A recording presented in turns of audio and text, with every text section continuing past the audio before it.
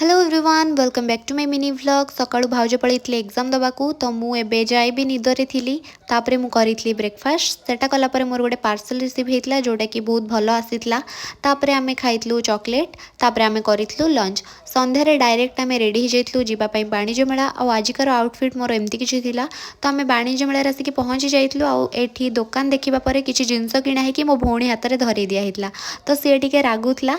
तापरे बहुत सारा दुकान बुलिया परे आमे बहुत सारा क्लचर देखलु आम नजर पड़ता इयरिंग्स उपरे। तो तापरे जिनस किणवा पुणी स्टार्ट हो जाइतला जेमती कि मु कहितली आम घरे जिनस सब मु ही किणे। तापरे आमे गोटे हेयर मसाजर किणितलु तापरे किछि जिनस किणिलु। तापरे पुणी आहुरी बहुत सारा दुकान आमे देखिलु। आपण मन तो जानिचंती मेला रे एमती सब दुकान बसी ही थाए। तो तापरे आमे पळैतलु स्टेज पाखकु। स्टेज फांका थिला किंतु से माने डांस करूथले तो आमे एठी बुलिबा परे किछि खाई देइतलु। खाई के आमे पळै आसलु घरकु। काली जेहेतु मोर एग्जाम थिला मु पाठ पढ़ी तो मिनी ब्लॉग टी एठी एंड करछि।